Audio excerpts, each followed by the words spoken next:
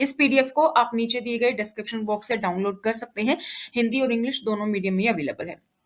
Chapter number जो हमारा third है वो है हमारा फाइबर टू फैब्रिक, यानी कि तंतु से लेकर वस्त्र तक। वस्त्र कैसे बनते हैं, क्या होते हैं फाइबर्स, कौन कौन से तरीके के वस्त्र होते हैं, जो हम मटेरियल यूज करते हैं वो हमें कहाँ से मिलता है, तो ये सब हम इस चैप्टर में डिस्कस करने वाले हैं। तो तंतु क्या होते हैं? तंतु एक प्रकार से रेशे होते हैं जिसमें धागे या तागे जिसको आप बोलते हो वो बनाए जाते हैं। ठीक है, तो प्राकृतिक तंतु होते हैं और फिर कुछ कृत्रिम होते हैं, दोनों के बारे में देखेंगे। प्राकृतिक तंतु यानी कि नेचुरल फाइबर कौन से होते हैं? तो जो तंतु पादपों या जंतुओं से मिलेंगे उनको हम क्या कहेंगे? प्राकृतिक कहेंगे, जो भी पौधों से मिले या फिर जंतुओं से मिले। अब पौधों से कौन सा मिलता है? कपास पौधों से मिलती है हमें, रुई, जूट, पटसन, ये सब हमें किससे मिलती है? पौधों से मिलती है। वहीं अगर हम जंतुओं की बात करें तो जंतु से हमें मिलता है ऊन, रेशम, ये सब। जैसे ऊन आप भेड़, बकरी, याक या खरगोश से भी प्राप्त कर सकते हैं। और वही अगर रेशम की बात करें तो रेशमी तंतु रेशम कीट कोकून से खींचा जाता है। नेक्स्ट जो हमारी टर्म है वो है हमारी संश्लिष्ट तंतु, एक तरीके से रासायनिक तंतु या फिर कृत्रिम तंतु। तो ये कहाँ से मिलते हैं? रासायनिक पदार्थों द्वारा बनाए गए तंतु को हम क्या कहते हैं? संश्लिष्ट तंतु। जैसे कि पॉलिएस्टर हो गया, नाइलॉन हो गया, एक्रिलिक संश्लिष्ट तंतुओं के ये सब उदाहरण हैं। अब पादप तंतु कौन से होते हैं? जो तंतु पौधों से मिलेंगे, पादपों से मिलेंगे। जैसे रुई, रुई एक प्राकृतिक तंतु है जो पौधों से मिलता है। अब हम यहाँ पे बात कर रहे थे कपास के बारे में, कपास की फसल के बारे में। तो उसमें थोड़ा सा अगर हम डिटेल में देखें तो कपास कैसे मिलता है, तो कपास एक तो सबसे पहले आपको पता होना चाहिए कहाँ मिलता है, ये क्वेश्चंस भी आपसे पूछे जाते हैं। तो कपास काली मृदा और जलवायु उष्ण में होती है। ठीक है, जहां की जलवायु उष्ण होगी और मृदा काली होगी वहां मिलेगा कपास। कपास पादप के फल से मिलता है हमें, ये भी आपको पता होना चाहिए। इस तरीके के क्वेश्चन बहुत पूछे जाते हैं, जैसे कि ये भी कि कपास कहाँ होता है, किस मिट्टी में होता है, या इस तरीके से अदरक कौन सा पार्ट है पौधे का, तो कपास कौन सा पार्ट है पौधे का। तो ये सारी चीजें आपको डिटेल में पढ़नी है। मैंने यहाँ पर एक एक चीज इसीलिए यहाँ पर लिखी है।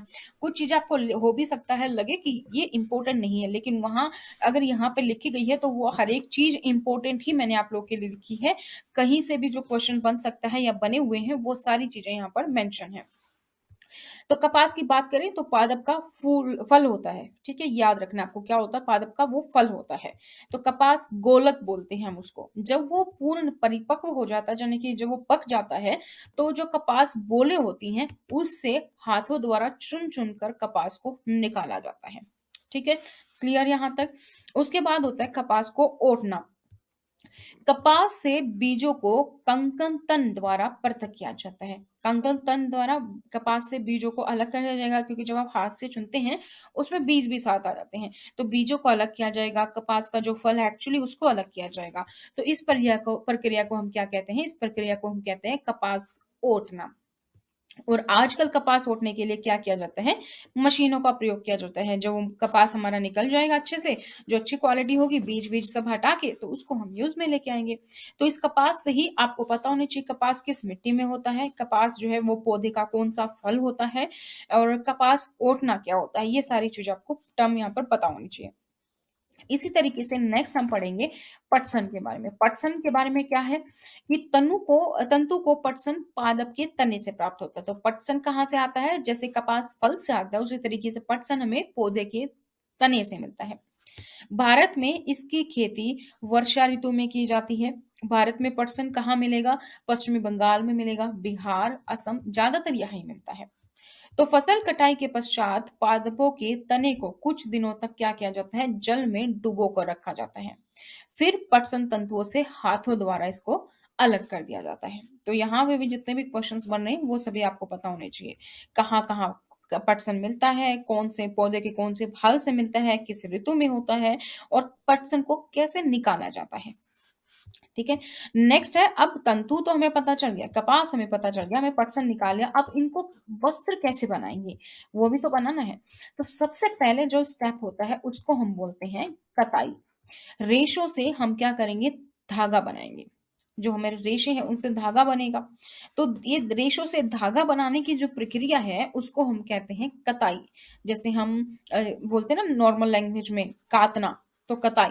इस प्रक्रिया में क्या होता है, रुई के एक पुंज से रेशों को खींचकर ऐंठते हैं जिससे रेशे आसपास आ जाते हैं और एक धागा बनाते हैं, तो काटते हैं। जो आपने आज के आसपास रजाई बनाने वाले देखे होंगे तो वहां पे इस प्रक्रिया को आपने देखा होगा। नहीं देखा है तो एक बार जरूर गौर से जरूर देखिएगा, वहां पे आपको ये सारे स्टेप्स देखने को मिलेंगे। उसके बाद एक होती है तकली। तकली क्या होती है, कताई के लिए एक सरल युक्ति हस्त तकवा का उपयोग किया जाता है। जो कताई करते हैं उसके लिए जो औजार हम यूज करते हैं हस्त तकवा, उसको हम क्या कहते हैं, उसको हम बोल रहे हैं तकली। चरखा।